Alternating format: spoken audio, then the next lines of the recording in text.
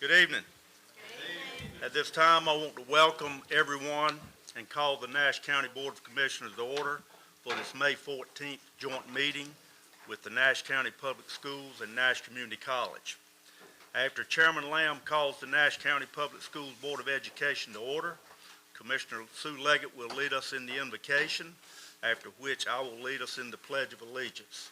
For the invocation, you're welcome to stand and join us, or you're welcome to have your own individual prayer, or you can use this time for a moment of silence. Chairman Lamb. This time I'd like to call the Nash County Board of Education to order. Commissioner Leggett.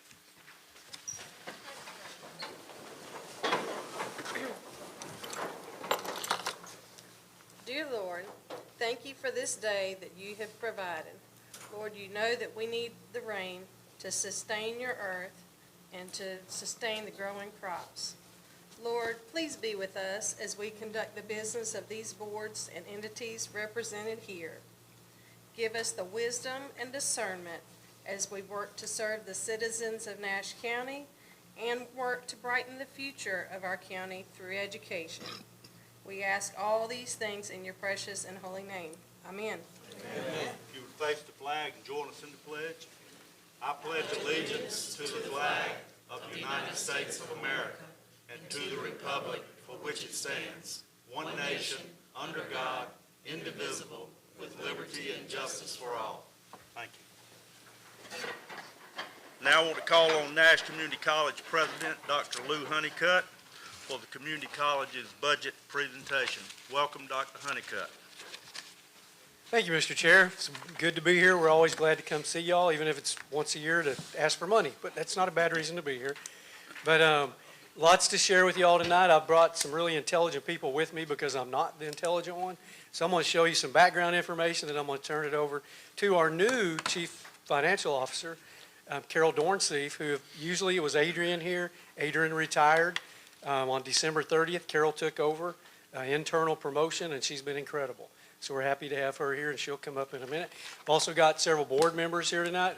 Obviously, Chairman Mr. Outlaw is a trustee with us. I've got Trustee Bill Marshburn, Trustee Paul Jaber, and Trustee Sam Dickens here as well. So thank you all for being here for that too. So I want to give you a little background on the college, what we've done over the last year. And then, like I said, I'll turn it over to Carol to do the formalities on the budget. So first and foremost, we always want to say thank you to this body, because everyone in here should be jealous of what I get to do every day, because what we get to do every day is change lives. We could not do that without the support of the county, and so we're very, very appreciative of that. I always show this in presentations I do because this is our 5-year-old graduation from the Child Development Center 2 years ago. And the reason I like to show it is because if you look at what they're doing behind me, for several years we have done this, and I never had pictures. So I knew they were doing stuff behind me. So 2 years ago I asked our PR to take pictures too. And let me assure you, the whole auditorium is full of people, grandparents and aunts and uncles, and this is big. For 5-year-olds, we're full regalia. I'm on the ground, they're on the stage. I'm looking right in their eyes. The little boy you see smiling right behind me, I knew him. And so I kept telling him, you need to stop. I finally got the pictures. This is printed on my desk. Every day I'm having a bad day, all I got to do is look at it. And it makes me feel better. So that's how I like to start things. This sheet, Commissioners, you have a packet of things that has this in it, so nobody needs to take notes unless you just want to. It's just what I call the elevator sheet, and it's something that we give out on campus a lot. It shows pretty much everything you ever want to know about the college in one sheet. But just to point out some specifics, we were established in 1967. We're one of 58 community colleges in the state. We fall somewhere around 30th to 33rd, so we're right in the middle, good size to be. 125-acre campus, beautiful campus. Team Nash is made up of about 210 full-time and about that many part-time people, so a little over 400. Here's something that's a little unique. We're the 11th largest employer in this county. Typically, a community college is number 3 or 4. There may be a school system, there may be a county function, there may be a city, and then you've got the community college. I love that we're 11th because it means there are 10 other industries that can hire our graduates. So we're very proud of that fact. This year we served over 50 counties of the 100 in this state in 3 different states. So we have a very broad reach across the region. Annual economic impact on the county is about $86 million. That's $22 million direct. And then the other 64 are things like a social aspect, an alumni aspect. The company that does these does all their algorithms and comes up with that data. So while that's good and important and I love it, I like the second one down there even better. The return on investment for the county dollars we receive is 30 to 1. I'm going to be real honest with y'all. If my retirement account did 30 to 1, I would not be here with y'all right now. I would be out doing something else. So as good as that is, I'm also able to go to the General Assembly and report that there's a 3 to 1 return on investment for state dollars. So it doesn't cost anything, doesn't cost the county, I mean, in the general way of thinking, the county or the state, anything to have the college in place. But the one I'm most proud of is that 1 in 38 jobs in this county has been touched by the community college. So we're very, very proud of that. We think it's more like 1 in 25, but the company said 1 in 38, so we're going to stick with that. But it's pretty impressive either way. So something I wanted to point out to y'all, I'll go ahead and click the other thing up. It is very cost effective to go to college in North Carolina. Mainstream media talks all the time about how college is too expensive. Luckily, our local media, and I applaud them for doing this, they've heard the message. It's not college that's too expensive, it's universities that are too expensive. In the state of North Carolina, you can finish the first 2 years of a 4-year degree at any of the community colleges for around $6,000. That's 2 years of a 4-year degree. If you start as a freshman at one of the public universities, or certainly private, you're going to be $14,000 to $20,000 the first semester. So it's very cost effective to go to school in North Carolina. Now, while $6,000 is kind of our top, we go all the way down to free. We have a class called Human Resources Development that if you're unemployed or underemployed, it is free. It teaches you how to be successful in the workplace. So we go from $6,000 to free. So it's very inexpensive to attend, very affordable. Last year, so we're just now ending up the 24-25 years, not quite over yet. Our graduations are all this week. But last full year, 23-24, we served 20,717 students in the areas that we do. University transfer, career and technical ed like nursing, electric line construction, continuing ed, adult basic education, high school equivalency. And then one that we call special enrollment. That is if a student like from UNC Wilmington wants to come back and take physics. We don't consider them a regular student. They're special because they're just going to come take a class and leave. This year, and the data, we're not done yet. We will be more than 22,000 students served this year, the highest in the college's history. So we're very proud of that. We don't know where the number will end up, but we've already beat last year by more than 1,000. So we're very happy about that. If you break that 20,717 down, and we're extremely proud of this, we were started, as were all the community colleges in this state, as tech schools back whenever they were started. There were universities and tech schools. Sometime in the distant past or in the past, people added, or colleges started adding university transfer to community colleges, and we became colleges. I am very proud to say that when you look at our Con Ed and career and technical ed components, over 76% of what we do at Nash is to get workers for the workforce in the region. So we're extremely proud of that. Now, we're proud that we do university transfer at about 15%. We're very proud that we do basic skills or high school equivalency at about 6.7%.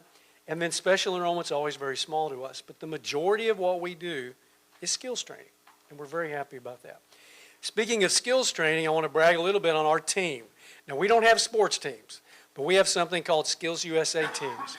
Skills USA is a national and a worldwide area that has 3 different, what we call the platform, of training students to be successful while they're in college.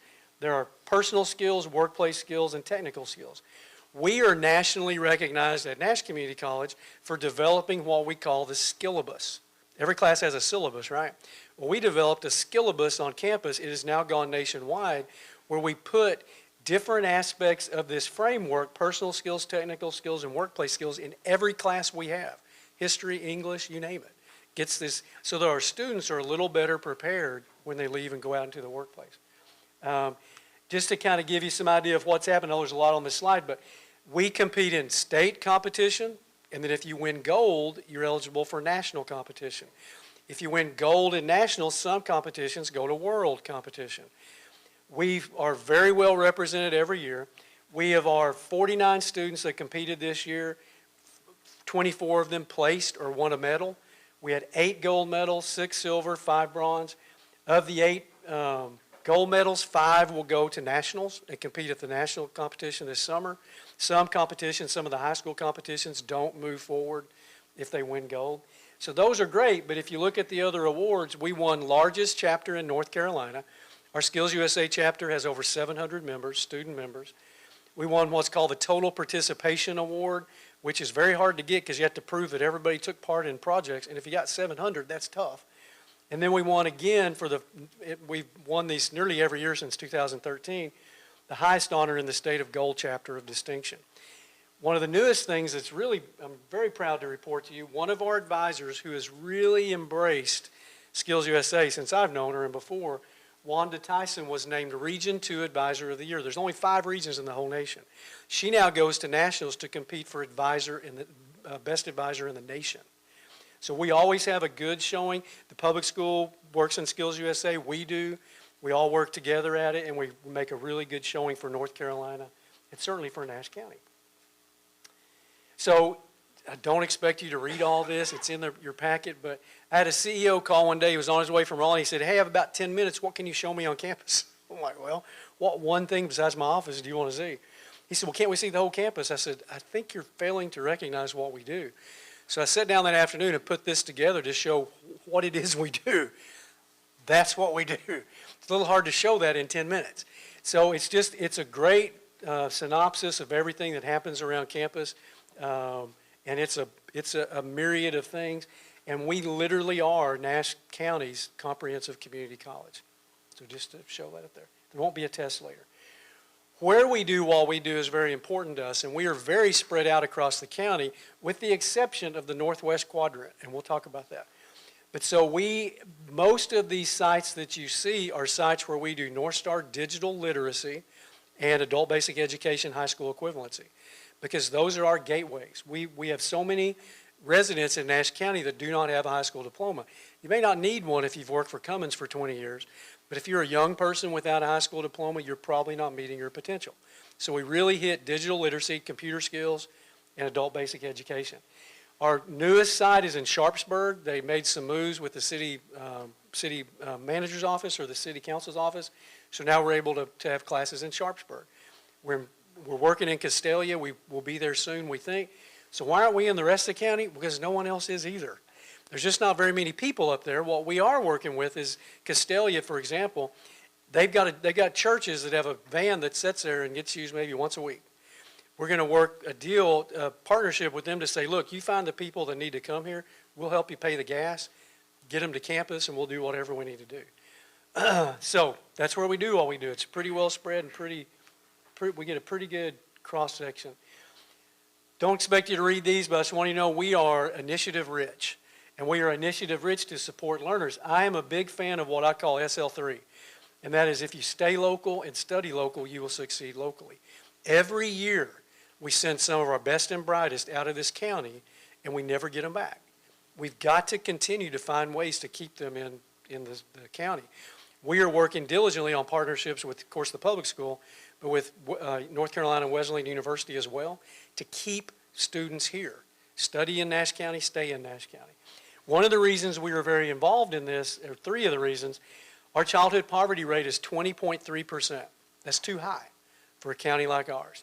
We feel the only way to break that is through education, whatever level of education you need. I am a president that does not believe everybody needs a degree, but you need something. You need whatever that thing is to get you where you need to be. That number is too high. This number is very much too high. Opportunity youth is the new phrase for 16 to 24-year-olds who are not in school and not at work. So I want you to think about that. If you're 16 to 24 and you're not at school and you're not at work, what are you doing? You're either doing nothing and you're sitting in mom's basement, or you're doing something you shouldn't. That number's too high. We want to help with that as well. And again, we feel engagement at the public school system, engaging young people, helps to shift that focus. And then our adult learner, the My Future NC, Carolina Demography, the dictated rule, 2 million workers by 2030, uses this category, adult learners 25 to 44. There are 22,500 of those, that age range, in Nash County. 13,000 of them do not have a certificate or degree. Now again, if you've worked for Cummins for 20 years, you don't need one. But if you're in the lower range, that 25 to 35, and you don't have that little extra, you may not be meeting your potential. We see that as a big population for us to continue to expand to. So we want to be part of the solution.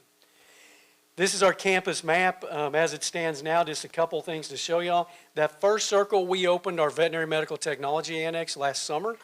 We're able to not double our enrollment, but certainly increase our enrollment with a new lab space and dental lab and other areas in that. We opened it debt-free, which is something you'll hear. It's a great thing to keep talking about, debt-free. Then, thanks to the county, we were able to open our driver training center last year. So the county purchased the 23 acres directly adjacent to campus, which you never get land right next to your campus. It was incredible. They saved out 5 acres for the Pet Adoption Center, Nash County Pet Connection. They saved out another 4 acres for something else they might need, but they deeded to the college 14 acres. On that 14 acres, we developed our driver training center. It helps us with all the programs you see there, and we were actually on a site in Edgecombe County with an agreement with Edgecombe Community College because DMV doesn't approve just any parking lot, and we couldn't find a place in Nash County. So they were driving 8, 9, 10 miles back and forth to do classes. Everything now is hubbed on campus.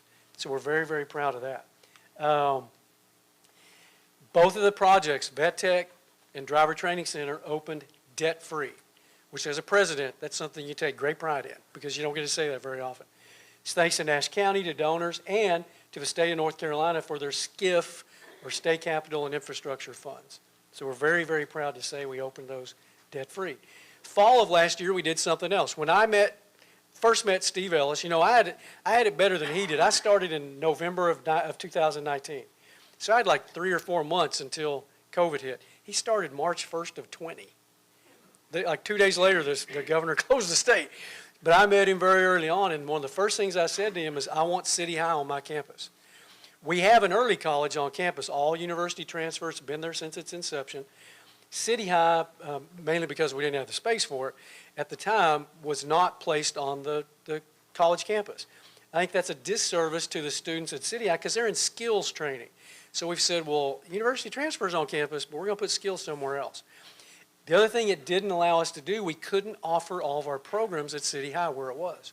Is literally miles from campus, 4 to 4.5 miles from campus. It's hard to take welding and robotics on the road. So we were not able to do that. So I told Steve early on, if we do nothing else when we're both here, I want City High on campus.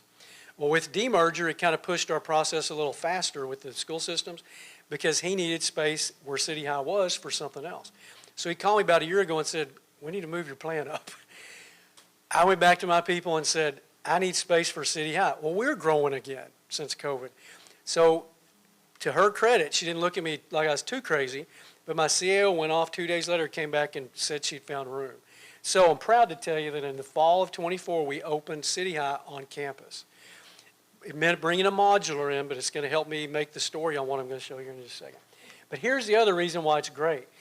Before moving to campus, we could only offer the pathways you see there: industrial systems, system security, med office assistant, automotive, which is still at the old site, and hospitality management. It takes a while to get things approved at the state level to add new programs. We're already adding for the fall, this coming fall, early childhood education, criminal justice, and welding. My goal is before I retire, that every skill we have on our campus is eligible and open to the City High students. So if 2 want to do robotics and 2 want to do culinary and 2 want to do, okay, we can do that because they're there. So we're very committed to, I've been very, very proud to have City High on campus ever since they moved in. But our problem is we don't got any more room. We are out of space. I mean, literally. So if you have $3.5 million, I have a deal for you tonight. I'll take it over 3 years. I'm fine with that. But if you have $3.5 million, we're going to name this new building that we want to build after you. What we're trying to build is something that would benefit the college, something that would certainly benefit the school system and the county and the region as a whole. A new health sciences building. It's $22 million, 35,000 square feet, and the reason we need it, we have incredible quality of skills programs like nursing, medicine, physical therapy. What we don't have are the bells and whistles of a building to show off. And it sounds crazy, but young people today, and they probably were the same way when I was young, but young people today are not putting quality as their first criteria for applying to a program. They're putting, what does the facility look like? If it looks like a hospital ward, if it looks like a doctor's office, if it looks like, you name it, then they see that as being better. I will put our quality up against any college in this state, any in the nation. But that's not what's selling. We need the bells and whistles. So you're saying, well, how does that help the school system? We don't have a permanent site for City High yet. When I move my programs, nursing, medicine, physical therapy, CNA, into the new health sciences building, then City High becomes permanently housed in our nursing wing, which actually looks like a high school. It's a really long hallway with rooms, cinder block rooms going off the sides. So it's a win-win for everybody. We're asking for state money. We've asked for federal money. We're looking at an EDA grant. We're going to do a capital campaign with donors. It's going to take us a while. But again, for $3.5 million, you could start the ball rolling tonight if you want to do that. Where it would go on campus, if you're familiar with campus, the Business and Industry Center where the Brown Auditorium is down there on the right. The reason I want this building where it's showing here, we have a tendency of saying, well, that's the Con Ed side of campus. That's the curriculum side of campus. We're one campus. We have a great forest in between the two sides of campus, though. So we're going to put it in the middle of it. It kind of bridges the gap and makes us just one campus. But again, we're hoping to get that done as quick as we can. But, it takes time. So to finish up my part, we are focused on the future. Nash Community College has a beautiful campus. We can't compare with the campuses on the mountain side of the state. I've been to them, and they're incredibly beautiful. For the eastern side of the state, though, we've got a beautiful campus. And visitors that come on every day tell us that, many tell us that many times. But we do have aging infrastructure and facilities. I mean, we've been there since that particular facility since 1972. We've got some brand new things. We got some 1972 things. So we got just like everyone else. We have deferred maintenance for too long on many of the things we've done. And COVID hit. There's a million reasons why we have, but we're finding ourselves in a little bit of a pickle on that. Since 2020, we've done a little contingency plan. When I came to Nash in 19, I met with the CFO very quickly, probably the second day, and we're talking. I said, well, what's your contingency balance? And she said, we don't have a contingency. I'm like, no. I mean, what happens if we have an emergency? Well, we don't have that. And so it was a panic to me a little bit. I'm like, I've never worked anywhere where there wasn't some kind of contingency. So we started building what we could into what we would call a contingency fund. What it will do for us or help us do is not come run into y'all every time we need something. And so we're up to, we want if we could get it up to around $600,000, which sounds like a lot of money, but one chiller goes out, that's $300,000. So that we're around 525 or something like that. And the reason it's sitting there, and as Carol's going to tell you in a moment, even since we've turned the budget in, the budget proposal we did, our elevator project has grown by a substantial amount of money. Well, instead of trying to change the budget and get our board to approve it and go back and do this, what this contingency fund will help us do. So we've got that in place, and that's kind of the why behind it. December of 2024, we submitted a 7-year capital improvement plan to the county, and what our budget this year shows is year one of that plan. It's a very comprehensive plan that will kind of train us back to do things as we need to get them done and not defer them anymore. So with that said, I'm going to turn it over to the smart one of the duo here tonight, and that'd be our new, to go over the budget, that'd be our new CFO, Carol Dorsey. So Carol.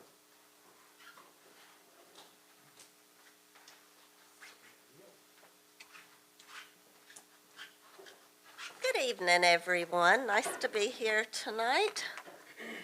And I'm going to start out by going over some of our construction projects. So we'll take a look back And last year, this is the slide that was actually shown at last year's meeting, where we were at on our driver training center, May 2024. And here it is today. So we have built the whole drive-in pad over there, and we have a small building with some offices and some restrooms.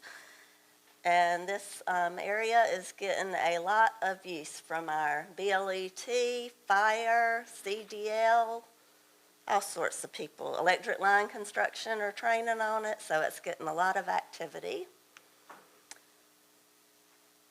Also, coming up, we have a few projects that are in the works. We have a driver training pavilion that we're also wanting to put on that same property where the driver's training pad is. This will be a building where you can actually pull the 18-wheeler through. It'll have garage doors on both sides. They can put the 18-wheeler in there, do the checks on it, have a space for some classroom space that's out of the weather if needed.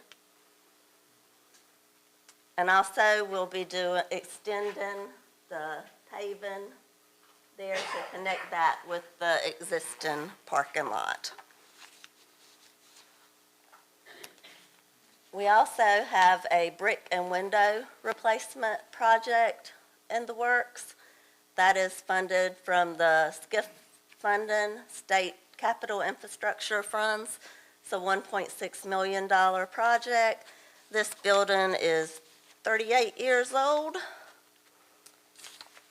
And the windows and brick are original to the building. It's not structural, but that needs to be taken care of. It could be dangerous.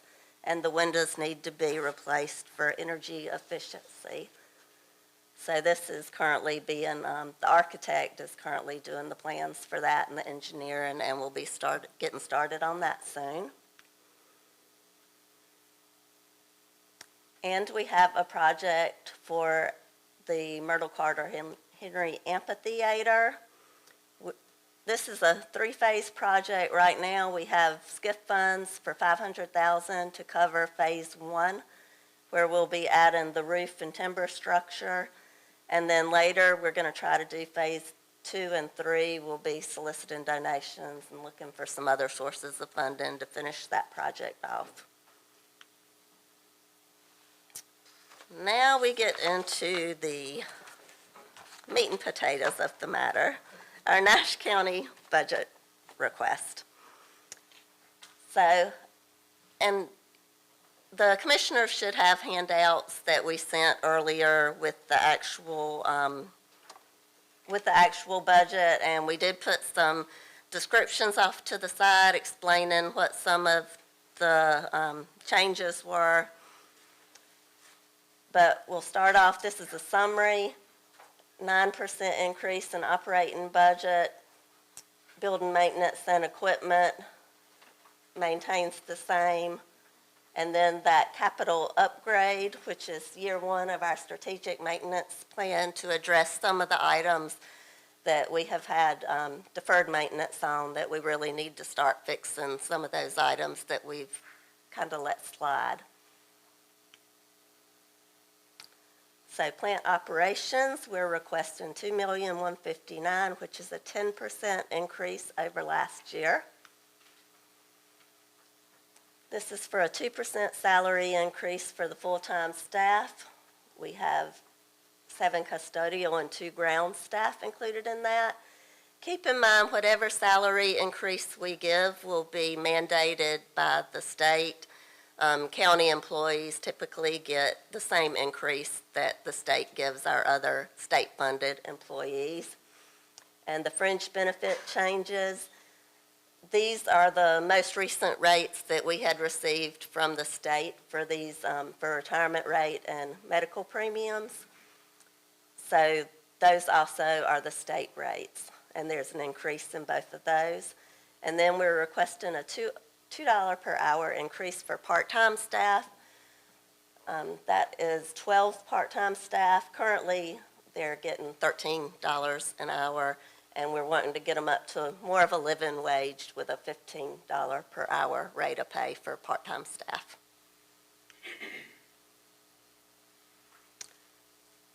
Other increases, large increases, was the 44% increase in contracted services. Now, this is solely due to our contracted security rate going from $30 an hour to $50 an hour. That's the rate that we have to pay for our Nash County Sheriff deputies and our Town of Nashville police officers that we have working on campus for security. So that was a pretty big increase there, and that led to an additional $120,000 annually for that increase. Also, a 3% increase in custodial supplies, and a 2% net increase in utilities when you net out our electricity, gas, and water.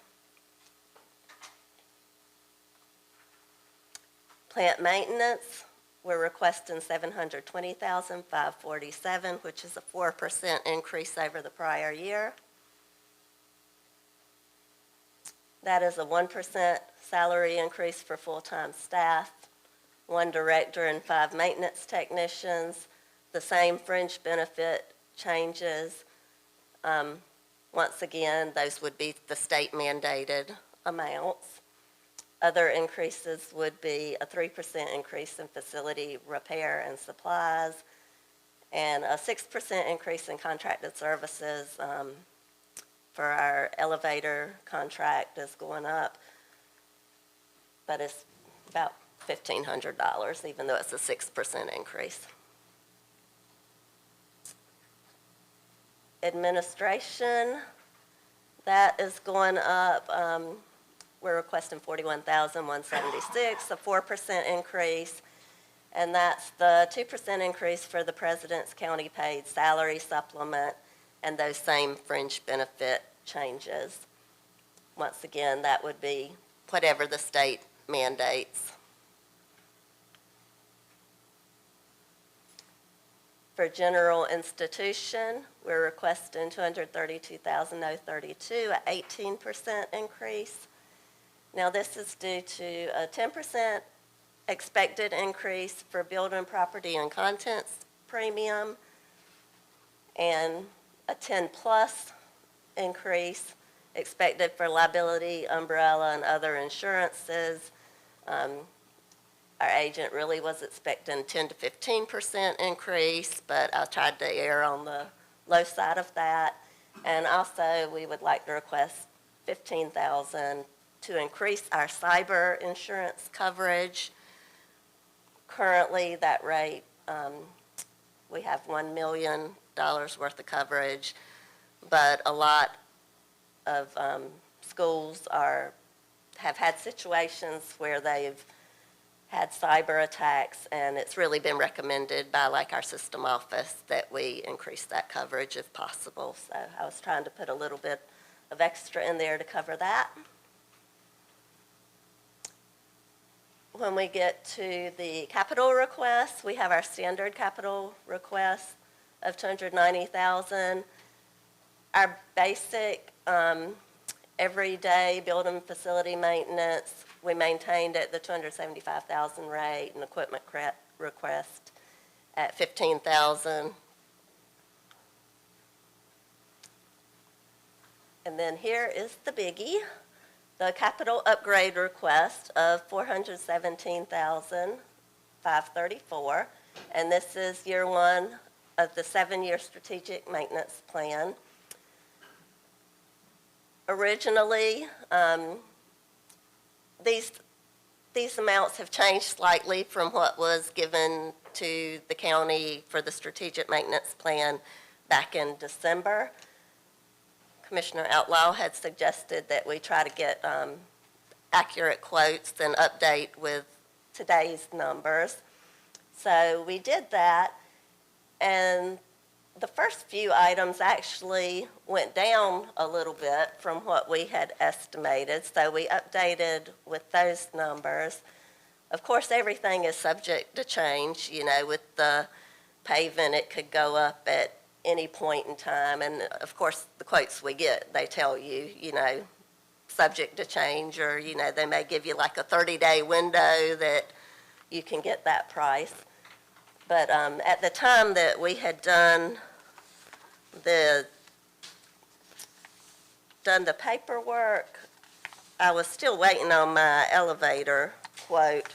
So I had based it on an old quote I had and took it up a little bit. And then actually I got the quote back yesterday for that, and that ended up being $134,449. So that is quite a huge increase from what we said. But that's something that, as Dr. Honeycutt mentioned, we would dip into those reserve funds to help cover that overage when things come in that we're just weren't planning for.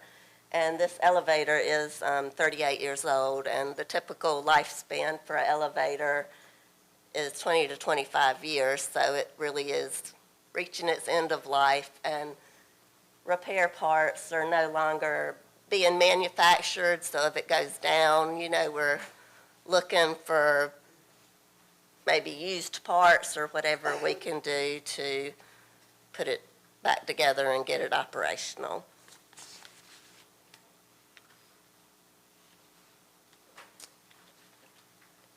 Here's the summary again. This is the same slide that was in there earlier. So 9% increase in operating, maintain the building maintenance and equipment, and then the increase for the capital upgrade plan, year one of the strategic maintenance plan, which it netted out to a 21% increase total, requesting $3,864,36. So, do we have any questions? We open it up for questions, comments. Commissioner Belfield? Your capacity, what, do you know your capacity that you can increase your enrollment right now? Do you need more plants, more buildings? We need the new building. So to give you, we have been in there, since COVID, we had not grown very much. We've, in the last 2 years, become very much a manageably growing college. Last year, we were 2.2% up. This year, we're going to be around 3% up. So we're having these little stair steps of growth. But with the addition of City High students on campus, we are basically full. Now, the advantage we have, a relatively large proportion of our students are online students. Like I said, we serve 50 counties, so we can grow lots of programs in the online world, but I'm a believer that I need this. I need the in-person. We're going to run out of space pretty quick. Can we crowd more? Absolutely. But can we increase class sizes? Yeah, but when you get over 30, statistics will tell you that the learning curve goes down. So what we don't want to get into is a situation where we're increasing numbers in the classrooms and having less effective results. So the health science building would relieve a whole lot of our problem, because City High would take the nursing wing over, but then we have the physical therapy side and the med-assist side, which could become classrooms. So it's all tied together. But so it's a good problem to have, because we have been growing, but we're going to eventually have a problem. Well, it seems I see two trends out there where tuition fees at your four-year colleges and universities is going up, some places getting out of sight, and people are encouraging 2 years community college, associate degree, and then transfer. Yes, sir. That seemed to be moving pretty rapidly. And I'm just wondering if community college is going to be able to take care of it or be limited on it. It's a challenge. And I'll tell you, community colleges, we're our own worst enemy. We will make it work. So even with the General Assembly, when we say we need a new funding model, we need to do more, and they're like, well, you're doing it now. We've done more with less for so long that we'll make it work. It's just how we manage that physical space that we have. And again, the new building would solve some of that. But again, if we had all the money right now, we're still 3 to 4 years out. So it's going to be a process to get there. But we're committed to City High being on campus.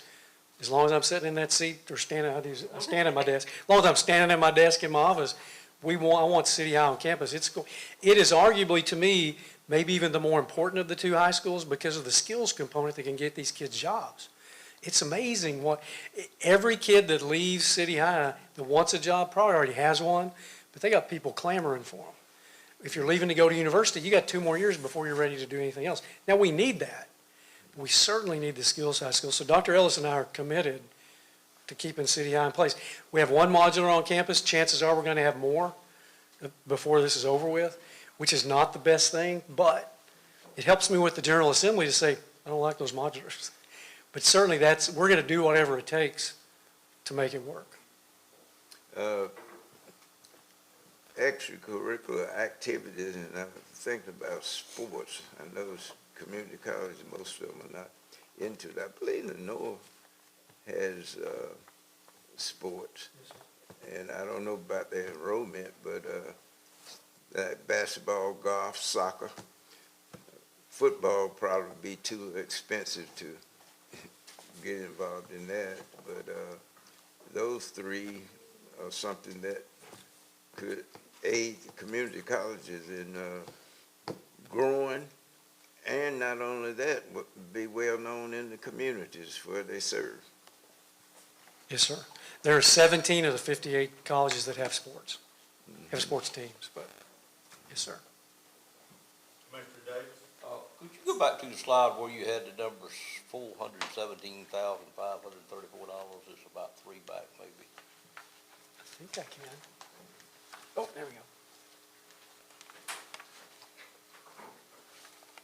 That one? Yes. Tell me the relationship between the 417,534 and the year 1 of 7-year plan. That's it. That 417, 534 is the first year's request. But if Oh, you, sorry. Go ahead. well, I was going to say, but if you were looking at the plan that we submitted to you back in December, the amounts for these changed slightly. I realize that, but what I'm looking for is, and what I don't understand, you've got a number there for year 1. Yes, sir. What do we expect the number to be year 2, year 3, year 4? Or is Do you that have a that with constant you? number I do. through that? It's, yeah, the 7-year plan diminishes as we go through, but we can give you the exact numbers. Carol can. Okay, for year 2, we had 455,600. Year 3, 403,188. Year 4, 266,438. Year 5, 237,250. Year 6 was nothing. Year 7 was 227,536. Thank you.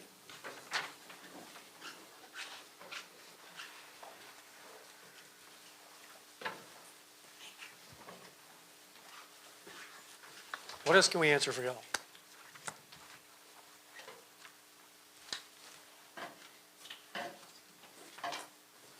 You get your questions answered, Commissioner Davis? Other questions, comments? Now's the time to ask them. Or if you think of them later, just call us and ask. We're open books. Any other questions? All right, hearing none. Dr. Honeycutt, thank you for the presentation. Ms. Dornson, thank you, and thank the other members of the community college for being with us tonight. If you wish to stay, we'd love to have you, but if you need to leave, then we would understand. Thank you very much. We appreciate that. All right, now for the Nash County Public Schools presentation, I call on Superintendent Dr. Steve Ellis.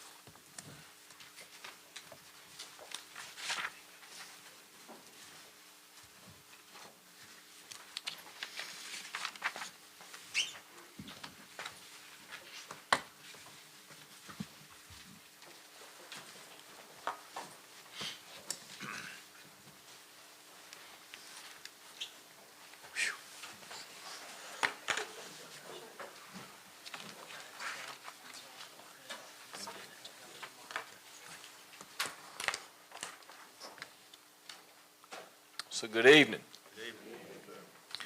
First, I just want to thank several entities here, the county commissioners, my board.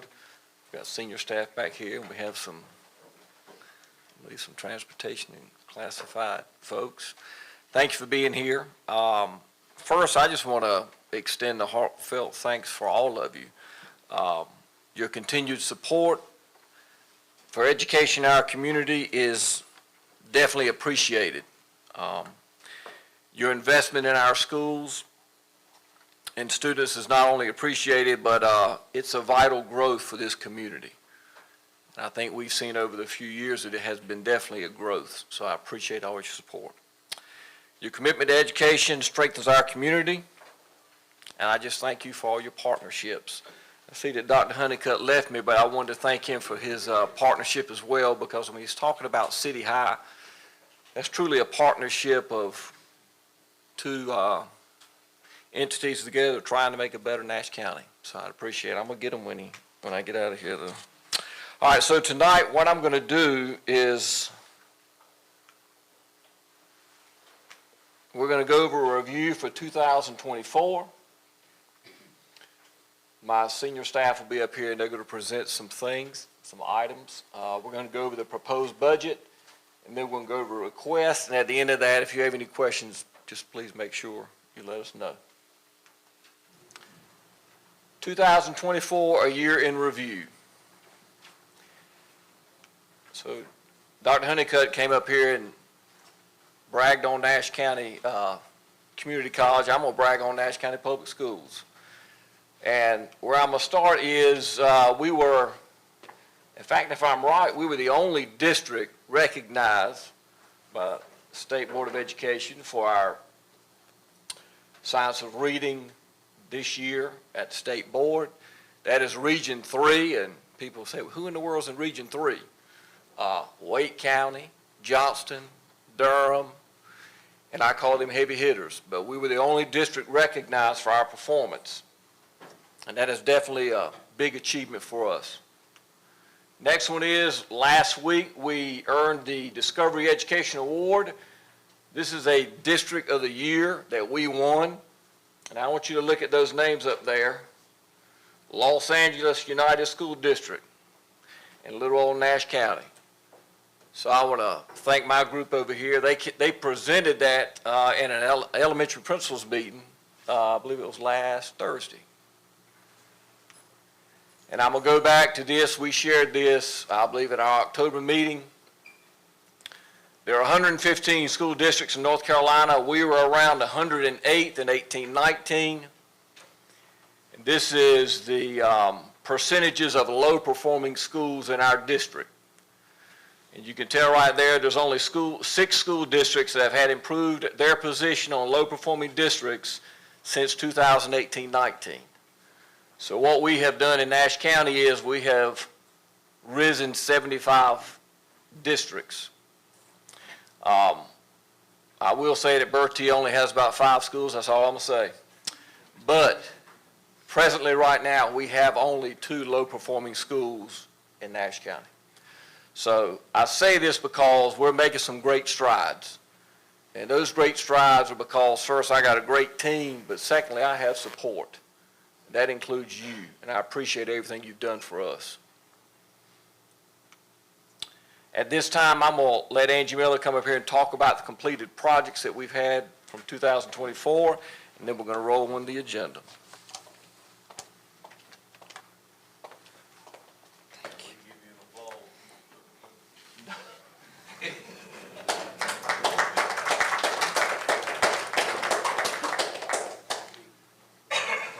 Good evening. I get to share some exciting news as well. I'm going to talk a little bit about some of the projects that were part of our demerger and that we were concluding in at the beginning of this school year. For example, the Rocky Mount soccer and football concession stand, the picture on the left was the before. The picture on the right was done in-house with our team. They did rejuvenate this building. It is a concession stand and area for our soccer and football. We now have a shared field. So if you've gone by, you've seen some of this rejuvenation.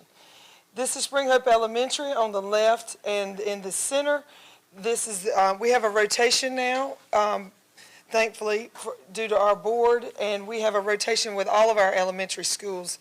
So that helps with their funding, and they can pre-plan for the rejuvenation of the playgrounds. So Spring Hope Elementary is these two, which did include their pre-K kids, and on the far right is the Coopers playground. Next year, we have Bienvenue and Winstead are on our rotation.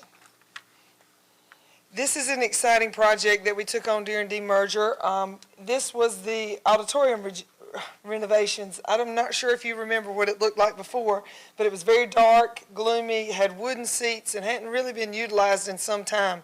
Also, the handicap accessibility was really not where it needed to be, and the lift was unusable. All of that was taken into consideration when we were doing some of our projects, and so at this time, our in-house crew painted everything, even the ceilings. So that was fresh paint, so the dark wood is gone. These are new seats. Our crew or team also did the carpeting, painting of the floors, and locally we were able to find the stripping around the edges, and we now have handicap accessibility and seating areas for them when we do have our programs. The stage has been revitalized as well from our team, and they've done an outstanding job. This is a picture on the left of what it looked like before. So it's come a long way. We're finishing up now. We've already utilized it for some athletic parent meetings and award ceremony, and they will be using it for City High graduation. The next area is going to be Nash Central Middle locker rooms and roofing. That was a project we've talked about briefly in the last couple of years. So we do have a couple of roofing projects going on. Southern Nash Middle admin roof as well. Those are ongoing at this time.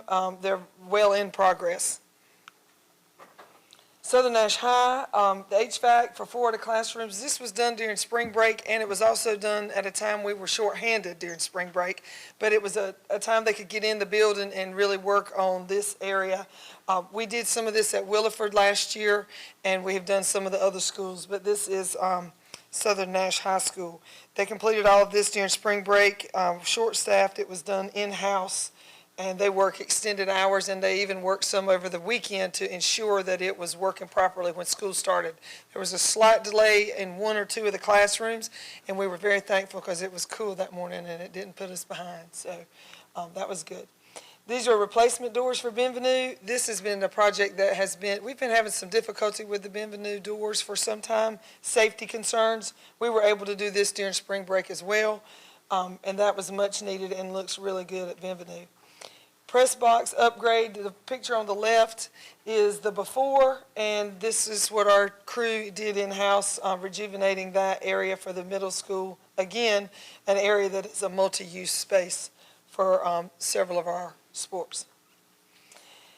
Tar River Middle School renovation. So we have a high school area, and this is an existing building that we have been revitalizing in-house. They started on that a few months ago. We are hoping to have most of this finished early summer, and there will be more to come with information on that, but this is actually adjoining our current Tar River Academy High School. And I'm very excited to take a moment to talk about the field house. I may have skipped a picture in here, but anyway, Northern Nash Field House. We have the ribbon cutting on May 30th at 8:30 a.m. You'll be hearing about that and get an invitation. We're very excited. This has been a challenge, keeping on a timeline, but it is breathtaking if you get the opportunity to go by. And if not, please come on May 30th and take a tour with us. This is the front and the side area from the visitor side on the right. This is the front looking from the home side, and we have taken down some of our buildings and rejuvenated some of the area around the track. So it looks wonderful. Inside, let me see. Yeah, this is what I'm looking, I'll go back in a second. The Fieldhouse concessions, so it's similar to what we did at Southern Nash High School in the restroom areas. All of that was done in-house. They gutted that area, and instead of tearing down the building, they're using it for a concession stand area, and that was done with our team with maintenance, and it has turned out to look fantastic. And some of the extra buildings, if you've ever been to Northern, they had lots of small buildings at different areas to kind of spread out around the track and field area. Now it's condensed to very localized, an area for concessions, an area for the bathroom, and then is the only school that we had that didn't separate our teams for a safety concern, and now all of that is in place moving forward. This is a picture of the back of the field house. This is a practice field area, and we are working on all of that as we speak, and the concrete area and parking lot. There'll be a small parking lot at the back of the field house for the there'll be handicap accessibility, coaches parking, and there'll be some parking for the officials that will keep them separate, which is much needed as well. This is exciting. Williford Early Learning Center, many of you have already toured this facility. One end of this is part of our training facility. The other end is still our pre-K and early learning center. One of the requests from the teachers was the carpet gets very soiled and is damaged. So you can see in this, we were able to get to some of these, I think maybe 4 classrooms we got to. We'll be finishing the rest of them early summer, but we're taking all the carpet out, replacing it with tile, and doing all new tile flooring in all the classrooms for those young students. The teachers are very excited. We've got a few of those done at this time. This is the new windows that you've heard us talk about on the Rocky Mountain Middle side between the middle school and the City High. These are also some of the windows that we'll be replacing in the auditorium. That's the one piece that has been on back order for some time. They'll be coming in, and we'll have those complete before the start of school in the auditorium. It's the only old section of windows we have right now. These have been upgraded and are in place and be ready for school this year. The teachers do love those new windows. It's made a great difference. Hubbard drainage. Many of you have heard for years about the flooding area that we have at Hubbard. And after doing a lot of research, and I've been real proud of our team and how hard they've worked on that, this has, DOT's been a crucial part, our team, as well as a local farmer. They found some pipes in a farm area and a field area that had been backed up for some time, so that had hindered our flooding at the school and the surrounding areas and the parking lots and the fields. So this is a team effort. It looks terrible right here, but I tell you, the goal is to have all this in place and ready before school starts, and it's been a joint effort for many of our community members and resources.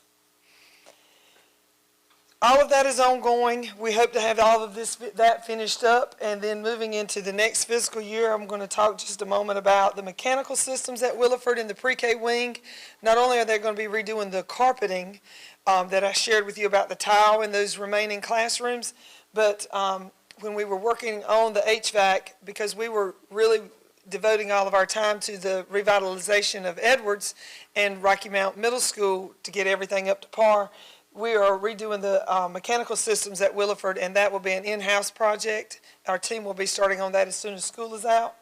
Replacing carpet not only at Williford, but in several other locations in our district that need to be replaced at this time due to our rotation. Mechanical units, lighting, and ceilings at Southern Nash High School. They've done ongoing small pieces of that project, but when school is out, we'll be devoting a lot of time and dividing and conquering with our teams to get that done. The carpet and tile at the pre-K classroom, as I said, not just at Williford, but in other parts of the school.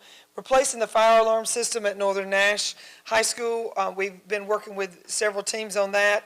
We cannot do that while the students are in school. That is the top of our list as soon as school is out, and we have got a team working on that. Edwards Elementary elevator upgrade. We have already started and almost complete with that project. We did have a large number of students at Edwards this year and have had to use the second floor as well. And then the drainage pipe that I shared with you at Hubbard, we're hoping that's going to prevent the flooding. That will be ongoing into the school year, but we've made a huge dent in it already.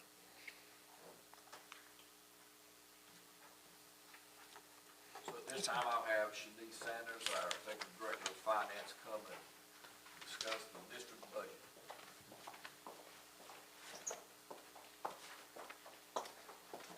Good evening, everyone. Uh-oh. Sorry. So, I'm gonna briefly go over the proposed budget slides that we have here, and answer any questions if I can. So what you'll see here is our summary of proposed, revenues. This shows all of the planning allotments that the state has pushed down to us, along with the latest guidance that we had for our upcoming federal, funding. And we got our local numbers from historical data from the funding that you've given us in the past. This slide here is an overall picture of our proposed revenues to show how all of the funds come together to fund us. Excuse me. The proposed current expense revenue slide here, this is a breakdown, excuse me, of expense revenue by county appropriation and other revenues that we use to balance the budget.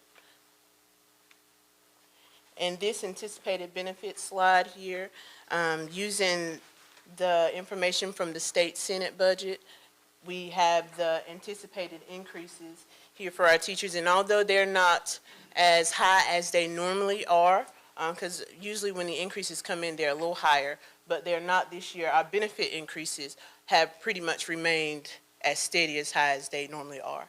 And even though that 6%, that 0.60% in retirement there, it doesn't look like a lot, but for our salary, that equates to roughly $557,000. And just that $405 per employee, although that doesn't look like a lot, for 1,900 or more employees, that is over $769,000. So just in those two benefit increase categories, that's a $1.3 million increase just in benefits alone. Yeah. Do you guys have any questions about that piece? Commissioner Davis? Would you go back to your first slide, please? Yes, sir. When you talked about local current expense, you used the term historical data. Uh-huh. Does that mean that 23,666,860 is what you got last year, and I think it was the same as the year before? Not quite. So Okay. what it meant is that we pretty much get the regular flat funding from local, and that amount is in there. Let me go to the breakdown here. So this amount is our normal amount that we normally get from the county. These fines and forfeitures, historically, we get around this much each year. In our Edgecombe County, using the historical data from last year, what they gave us per pupil, and knowing how many or guesstimating how many they're gonna have this year, or estimating, that is, we got the 340,000. And of course, that's just other revenues, the fund balance appropriated. But you used the term historical data, so the first item, since you flipped to that side, that's the number you got that we gave you last year. Yes, sir. Okay, which I know was the same number the year before. And then go to your next slide.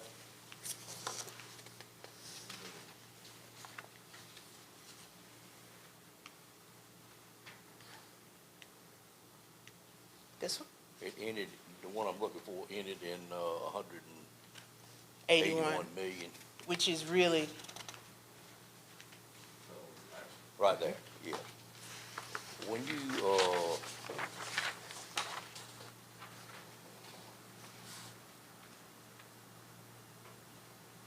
okay, I understand what that one is. I'm looking at one, okay, but it ended in 23,666. yes, sir. Okay. I see a column in there that says fund balance appropriation of 1.5 million. What is that? That is the amount that we are putting in the budget so that we can balance, due to we don't get the full amount from Edgecombe. If you think back to our Edgecombe before the demerger, we got about $2.1 million from them for our budget annually for the students of Edgecombe County. We don't get that any longer. We get in the 340,000 is only an estimate of using 194 students. Like, we don't know when we get into that year if it'll be those 194. So this is to balance us, to ensure that we do have enough for all of our operating expenses in local. My question is, where do those funds come from? from our fund balance.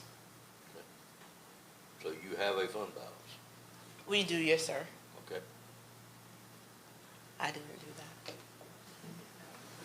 That's not what I thought we were, but do you have a fund balance number in your head?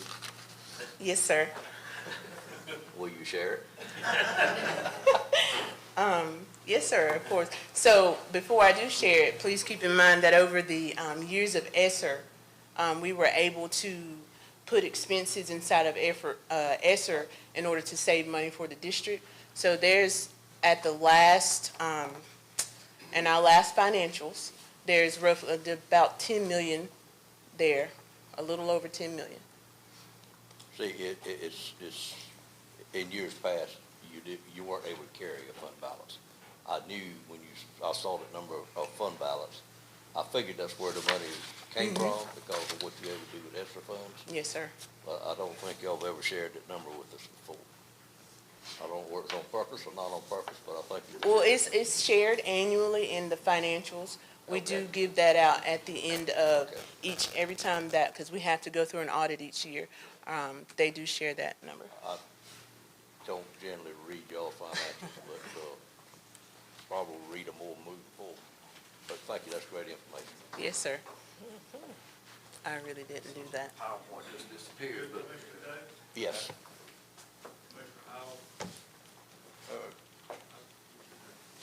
Just a quick question. Yes, sir. I know prior to the demerger, with federal, state, and local funding, we were running around $1,800 per pupil as far as funding. What is it now that we're standalone with just Nash County? Now in Nash County, it's $1,687. It's somewhere right above $1,600 for the local per pupil. So clarification, the 1687, that's including the federal, state, and local, Oh, no. No, it's That's just local. just local? Just local. And it wasn't over 1,800. As for all three combined, I'm happy to get that number for you, but we use the other number for our tuition purposes, so So the 1,800 prior to this was just local as well then? it was just local. It was the combination of the two, Edgecombe and Nash. Okay. Yeah, they never got 1,800. It disappeared. I was looking at the federal line here. Yes, sir. A little over 8 million and a half. Is that just proposed?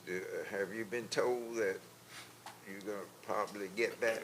So what that 8 million is, it's only 4 of our many federal PRCs, our programs. It's only the 4 main ones that we know that money does come each year, but we have not been given a planning budget for federal. What we've been instructed to do was use 20% of last year's budget for that year, not including carryover. So that includes 4 of our PRCs, namely Title I, Academic Excellence, PRC 108. I can go PRC numbers, unfortunately, I don't know the name of each one, but it's only 4 of our main PRCs.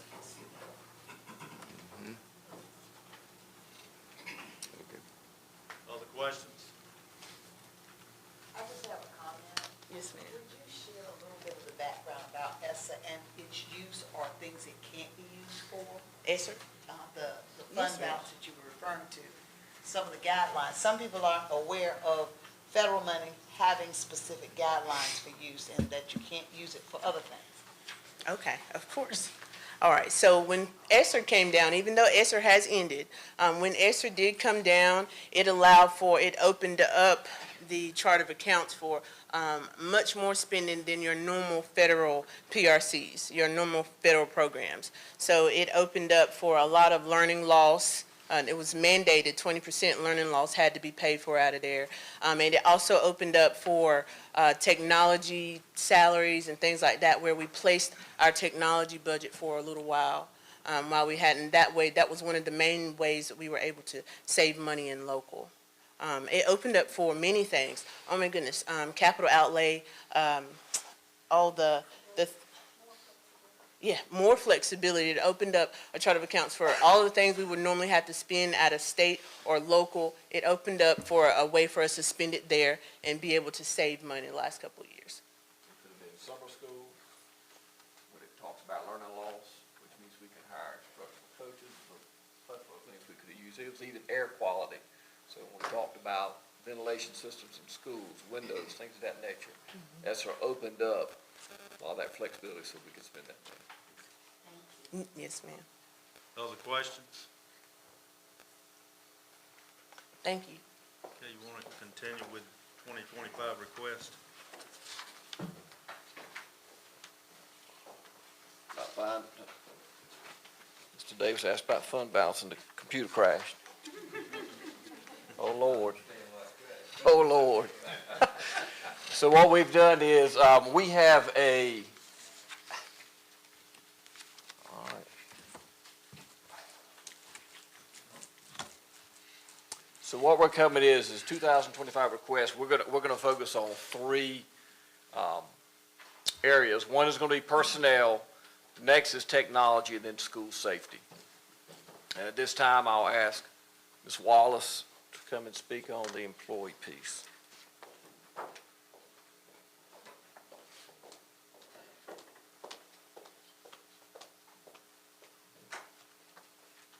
Good evening. I've had the privilege of being in the presence of several of you this morning at our earlier event, and I didn't ask for anything. So here I am on behalf of personnel's perspective with a few asks. I will begin with a hot topic, as you are aware of, which is the classified supplement. Last few years, we have come and requested funding for a supplement for all of our classified employees.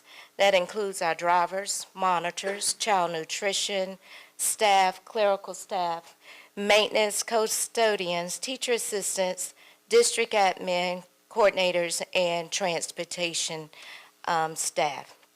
We have a projection for the 25-26 school year that's in the first column for you. And we also have it broken down by a percentage if a supplement was to be approved. We have given you the amounts for a 3% supplement that includes the FICA and the retirement rates. We also have the next column with the 4% supplement rate, which includes FICA and retirement. And we also have a column, which is the last column, for a 5% supplement rate. It includes the FICA and retirement, and it gives you your running totals across the bottom.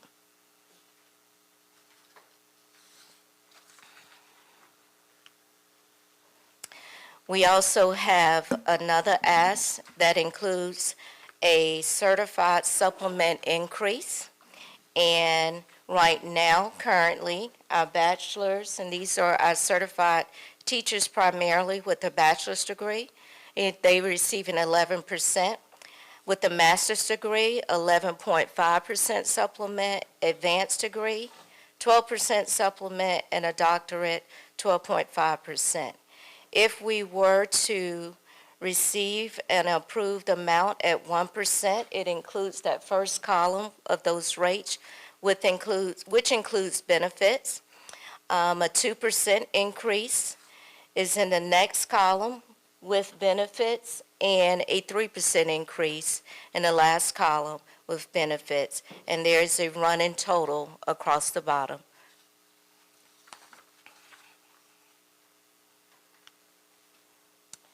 And my last ask for tonight, on behalf of the employees and the personnel perspective, we are and will continue to try to provide retention bonuses to our staff.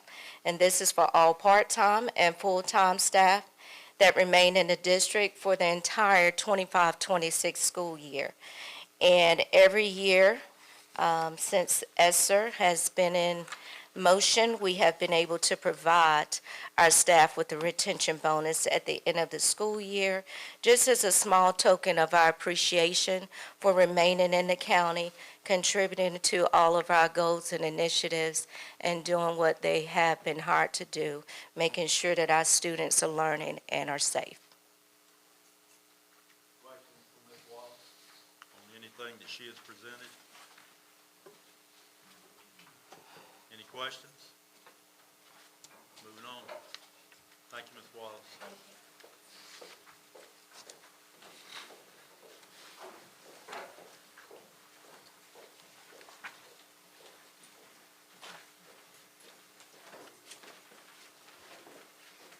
Good evening. Good evening. I will not stand before you long, but I do want to briefly talk about our advanced teaching roles and the impact that I feel that they have had on our student success, but most importantly, building teacher capacity. Dr. Ellis referenced at the beginning of his presentation the district successes.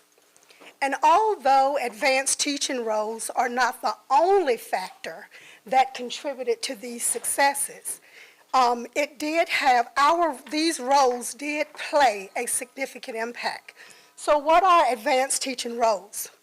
The Advanced Teaching Roles program is a state-endorsed program, and it is designed and implemented to ensure that school districts can provide organizational compensation models that give our most highly effective teachers an opportunity to extend their reach. Nash County Public Schools applied for the grant in 2021, and we were awarded that grant. So what does the model look like? So our advanced teaching roles actually in our district supports 4 different positions. The first is the OC, or Opportunity Culture School Leaders, and those are our school administrators. We also have multi-classroom leaders. They're commonly referred to as our MCLs, and they can be full release or partial release. The key with these 2 positions, our full release and partial release, is that they lead a team of teachers, and in leading those team of teachers, they have to be assigned to teach at least 30% of their school day. There are 3 caveats that I do want to share, that these teachers have an opportunity to lead additional teachers, and they share the responsibility of student performance. We also have Team Reach Associates, and those Team Reach Associates are part of the MCL's team, and it's traditionally teacher assistants. We have Team Reach teachers, and we have Master Team Reach teachers, and they're also led by our MCLs. So we talked about it's an incentive to keep our highly qualified teachers closest to the classroom. We don't want teachers to think the only way that they can get an increase in their salary is to leave the classroom and become school administrators. So our ranges are from $13,500 to $8,000 for our MCLs, and those are our multi-classroom leaders. Because we are a Tier 1 county, Dr. Ellis, I believe, Tier 1 county, we recognize that our children come to us with some barriers to learning. So any teacher who's committed to going to one of our schools in the lowest tiers will get an additional $6,000 to go to that school. If it's a Tier 2 school, they will get an additional $3,000 on top of the $13,500. And then for a while, especially after COVID, we were struggling with attrition. So if we had a teacher who was a multi-classroom leader 3, but also agreed to go to one of our Tier 1 schools and go to a school where the attrition rate was high.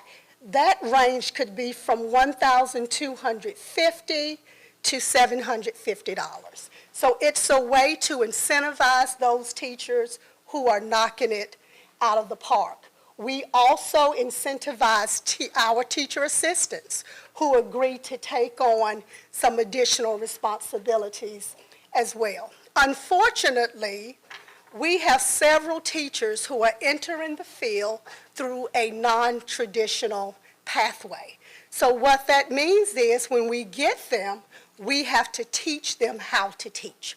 So that is when these ATR roles, advanced teaching roles, become so important, because it allows us to build that collective teacher efficacy within our buildings. So our ask is that we expand our model district-wide.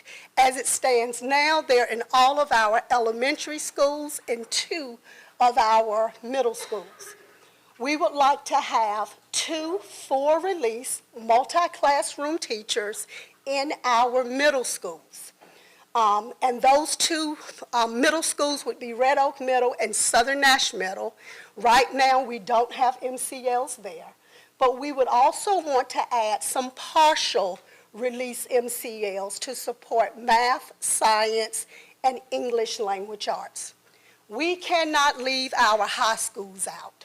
So for our high schools, it's more ideal to have all partial release, and we would want to support all of our tested areas. So eventually, our vision is to provide ATR stipends to an additional 21 teachers in our district with the minimum of $10,000 per teacher, which would be approximately $340,000 to expand our model.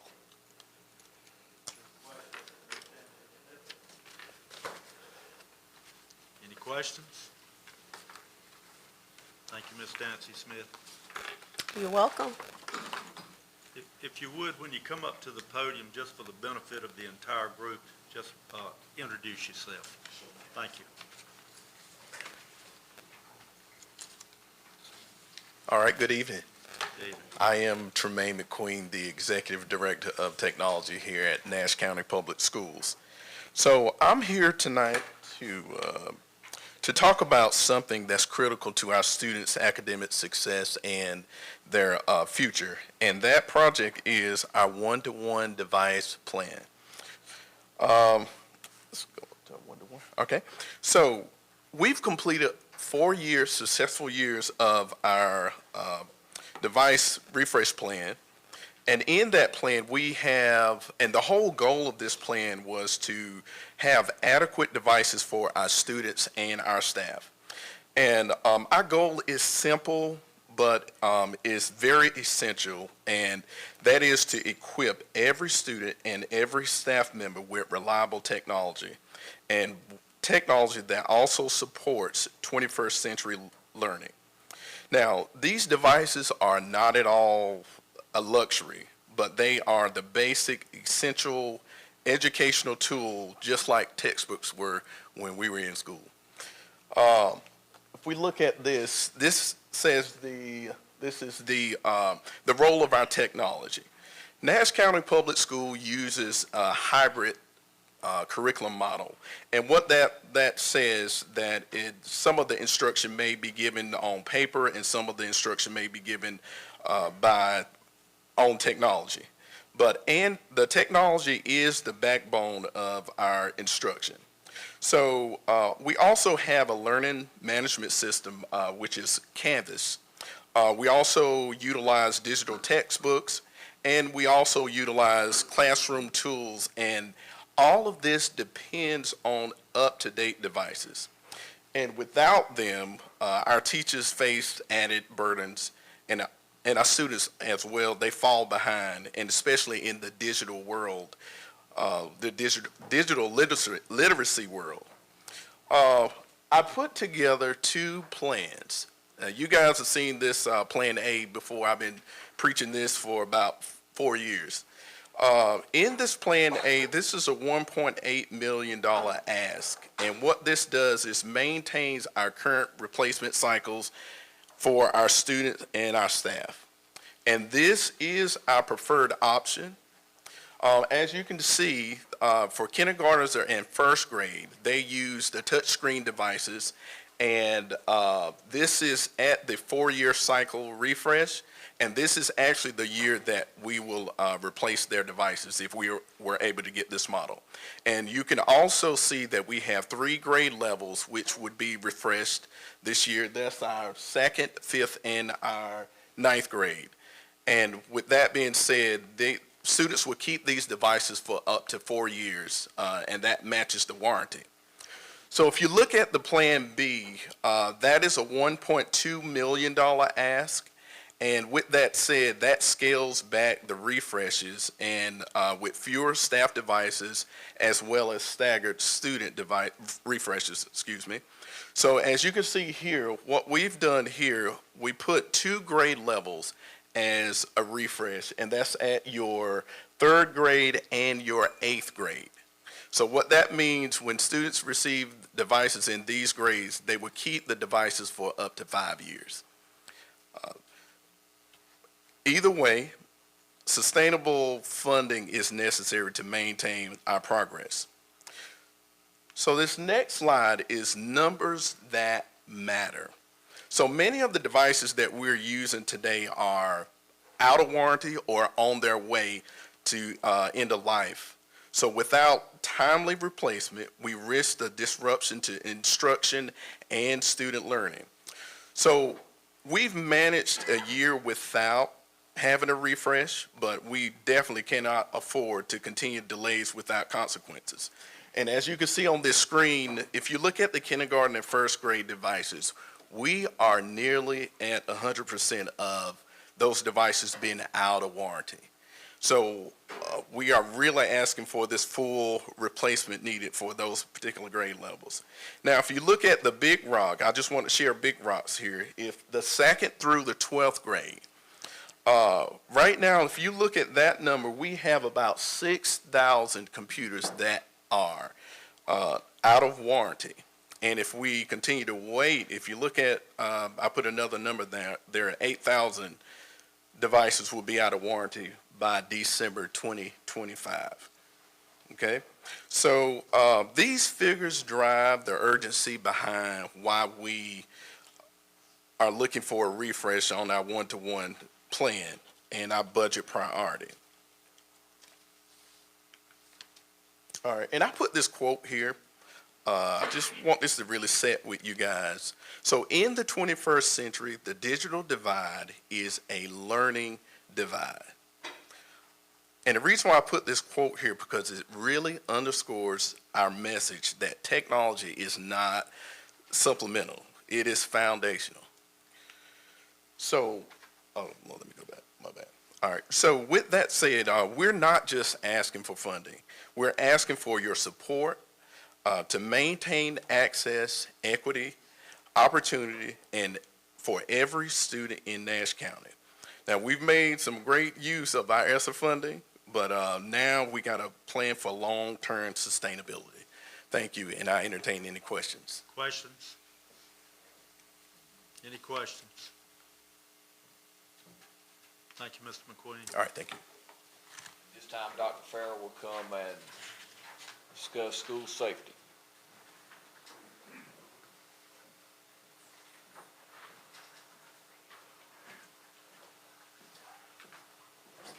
Good evening. My name is Leon Desfair Jr. I'm the Associate Superintendent for Nash County Public Schools.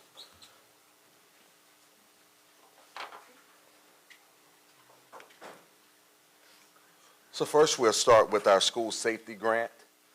As you all are very aware, for the past couple of years, we've been pursuing the school safety grant from the Center for Safer Schools. This year, we were awarded a grant total amount for $484,000 as it relates to SROs. There were 7 elementary and 4 middle school SROs. The grant is a 4-to-1 match. $55,000 has been set as the average cost per SRO. Grant pays $44,000. The district pays $11,000, or what would be the difference between the total cost for each SRO. And you can see there at the bottom, I have an example breakdown. So our estimating funding for the cost of SROs for the 25-26 school year, if we're looking at 7 elementary SROs, and currently how we have our SROs positioned is 1 SRO serves 2 schools. So at that, the way we're currently doing it with 11 elementary schools and 1 pre-K center, that's 12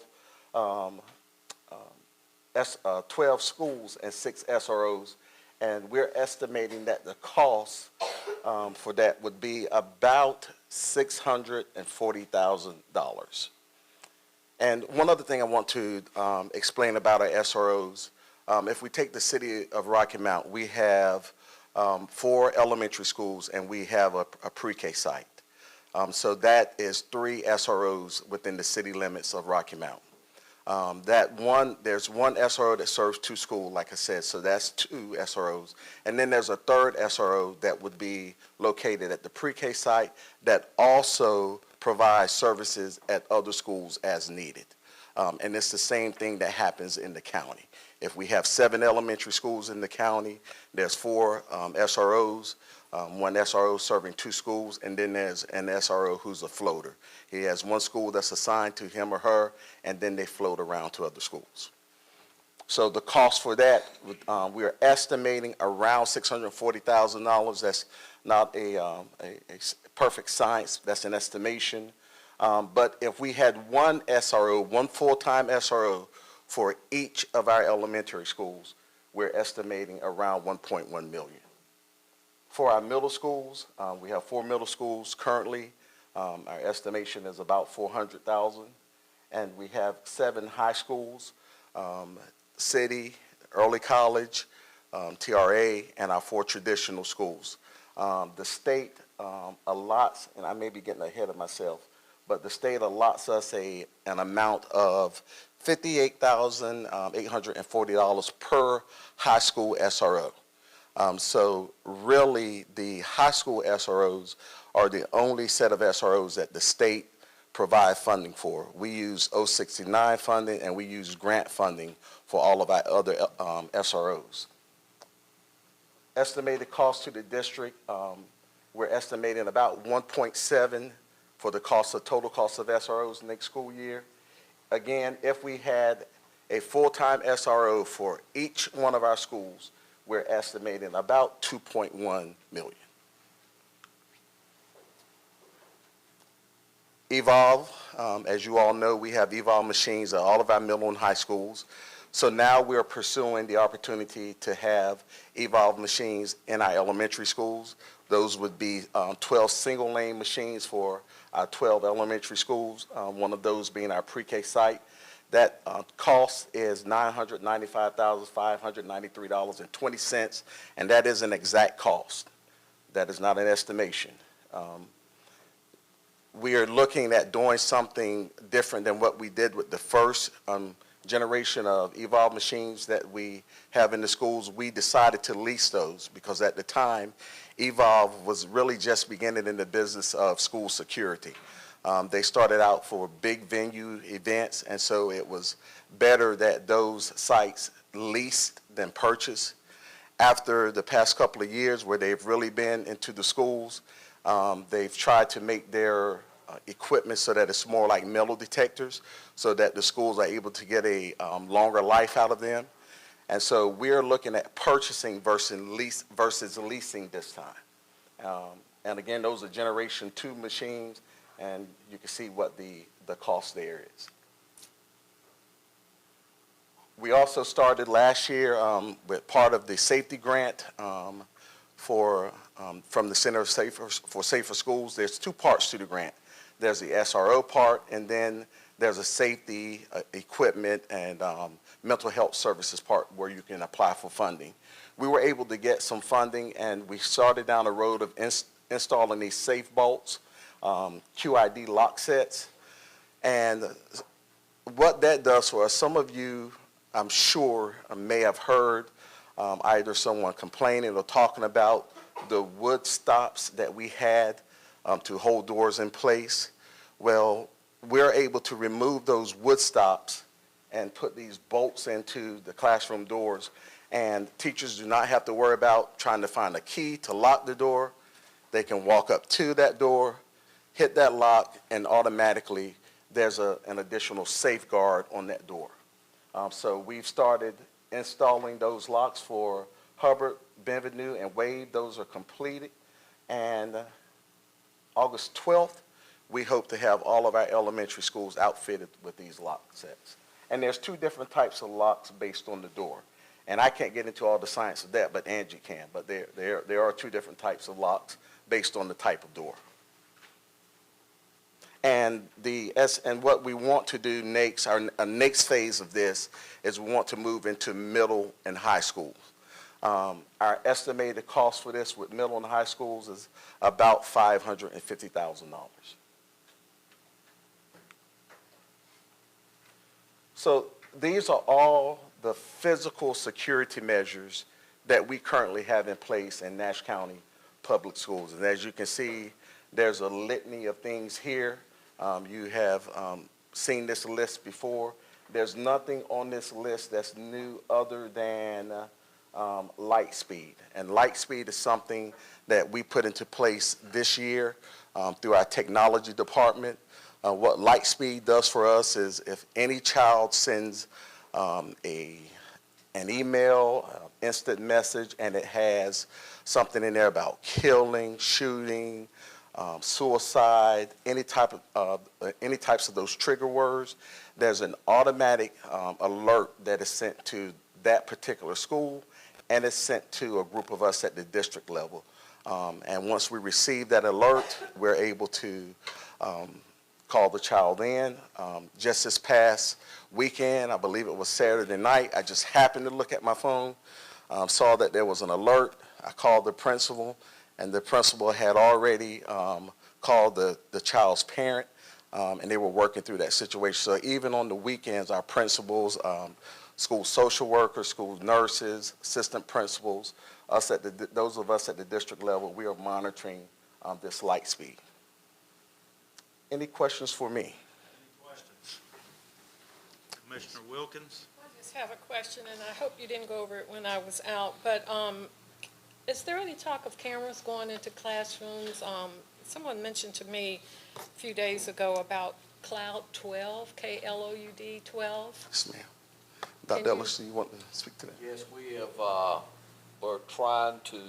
we're in discussions with Cloud 12 about piloting a school for cameras in the classroom, but I want to preface that by saying that would be more of an instructional piece that would help coaches, principals, observe teachers. I'm sure there's another element of safety, but it's more of an instruction piece. Pitt County Schools right now has about 17 or 18 schools that have Cloud 12. They contacted us, and I reached out to the superintendent, and I think today we had our first conversation around what that would look like. Do we know how our teachers feel about that? No, we just talked with them today. The surveys we received from Pitt County, 98% of all teachers loved it. Pitt County right now has a line of schools that would like to now have those cameras installed. So it's kind of at the infancy phase for us because it's a little different. We would have to do a lot of education, in my opinion, with parents and staff, community, and then kind of slowly push this in.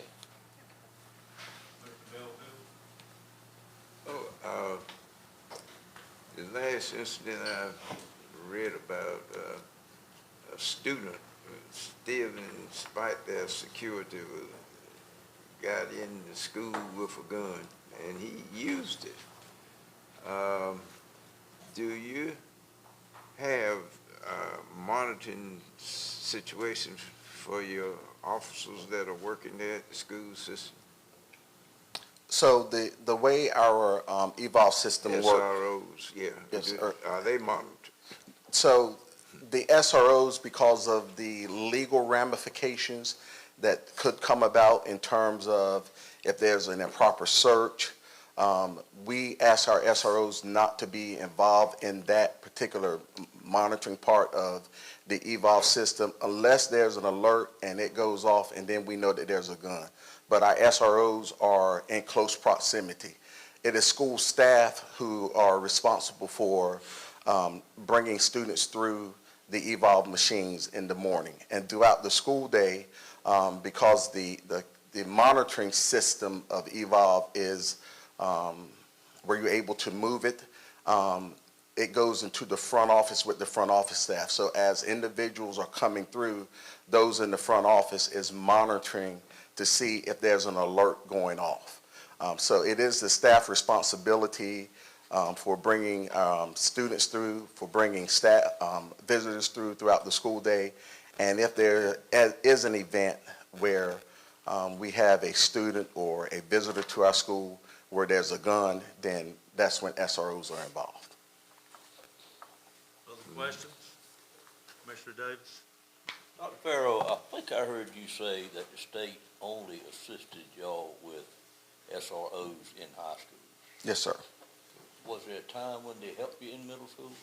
No, sir. It's always, actually, up until, I believe, maybe last school year, before this school year, the previous school year, the state gave us funding in 069, right? That's a big pot of money. And so there are some things that you're able to use out of 069.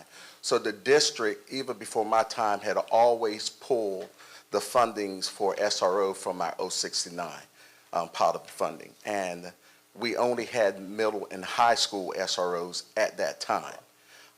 So over the past couple of years, with a push for elementary SROs, the state brought about the grants for middle and high school, middle and elementary school SROs. And then they said, we're going to give you a specific amount of money for high school SROs for each high school that you have in your district.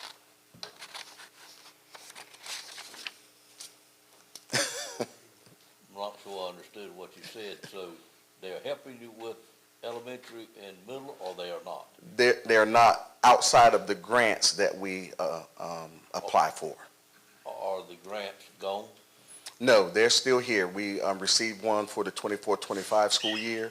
Okay. There's been some talk about the 25-26 school year, about that they may possibly just set aside a certain amount of money and give to schools so that schools are not having to keep applying for this grant funding each year. But to my knowledge, they have not decided on anything at this point.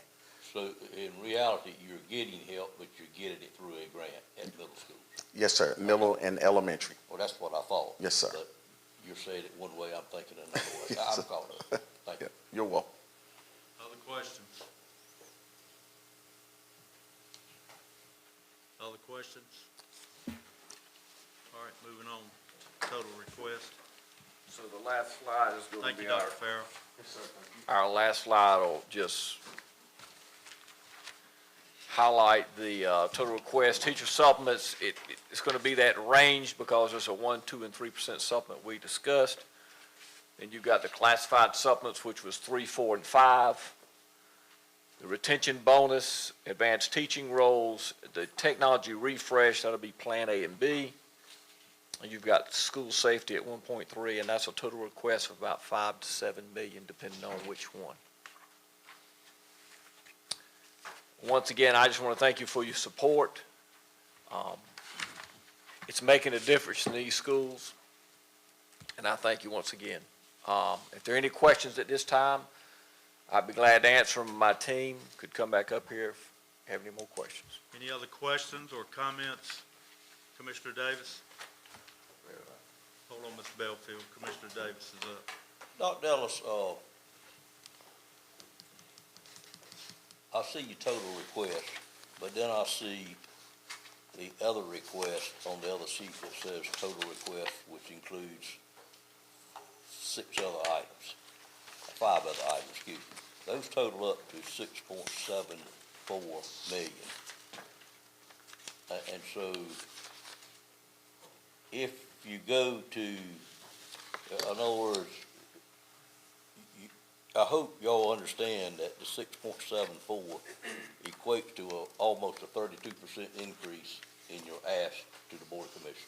Yeah, my lowest was 26, and it goes, yeah, correct. Okay, it's 31.6%. And I know we all in this room understand that's not doable. I hope we all understand that. That's just a point made, but my second concern is if we go back to that classified supplement, I don't recall us ever seeing that request before. And I guess my question is, why now? So for the past 3 years, we've put a classified supplement piece in our presentation. I think it was 1%, 2%, 3% each of the last 3 years. The state came up with the $15 flat rate. Am I correct, Ms. Sanders, Ms. Wallace? So it probably didn't. Some of that state money helped us those last years, but now we're kind of flat, and that's why we went to the 3, 4, and 5. But it's been in our presentation probably the past 3 years. So it's been covered in the past what you were able to do by the state? No, I think it was just that 1 year they came up and said the flat rate of everyone should start out at $15 an hour. Then we adjusted our scales to, for that. Is it a correct statement that all of our supplements to date have been for classroom teachers that the commissioners put in? As far as I know, yes. Okay. Certified staff. Right. Okay. Correct. Oh, right, correct me, it's not teachers, it's principals and human service things, sir. So this is just a different kind of request, but you say we've had it before. I don't recall having it before. Yes, sir. I'm sure you're right.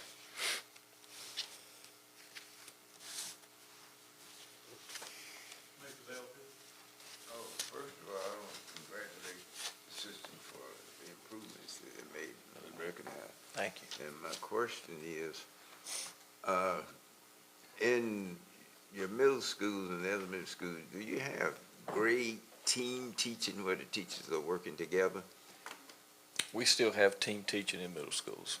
Yeah, I think that's a good idea to have that. Then my next question is, do you require the teachers to have their own personal professional improvement plan? The state requires every teacher to have a professional development plan monitored by the principal. That's good. Other questions from the board? Madam Manager? Dr. Ellis, just real quick, and if you can't break this out for me now, that's fine. I'd be glad for you to email me. But on the school safety, that 1.3 million, we talked about the SROs, we talked about the evolve systems and the school locks, and I'm having a hard time with the math. If you could maybe send me an email and break out that 1.3 for me. I'd be glad to break that down. Okay, and send thank it to you. you. And Other questions? Yes, Sheriff. Absolutely. Yes. Other questions? Commissioner Davis? Not a question, but a request. If you could have someone on your staff to provide us with the number of students that you had, I think you do it at 20 days or something like that, in the past 4 school years, including the year we're currently in and the projection for next year. So 2 years. 4 school years and projection for next year. Yes, sir. Okay. And then what the county's appropriation was in current expenses for those same years. Dr. Ellis, if you provide that to the manager, she'll Right. provide it to the full board. Okay. Thank you. Glad to. Other questions, comments? Commissioner Howell? Can I just add a part of clarification to Mr. Davis's request? Can we also include the legacy. Legacy students, Just broken in there down. as well. Other questions, comments from anyone? Just for information, Dr. Farrell, we have 2 more years of legacy students, am I correct? 2 more years? Next year, Yeah, 2 more. Okay. Okay. Any other questions or comments from anyone? Hearing none, thank you for the good presentation and from your staff and yourself, Dr. Ellis. Thank you. Now I turn it back over to Chairman Lamb. Any more questions for the Nash County Board of Education? I'll declare this meeting adjourned. Thank you, Chairman Lamb. Is there a motion to adjourn the Nash County Board of Commissioners? Moved by Commissioner Belfield, second by Commissioner Wilkins. All in favor indicate by saying yes. Opposed, no. Motion passes. We stand adjourned.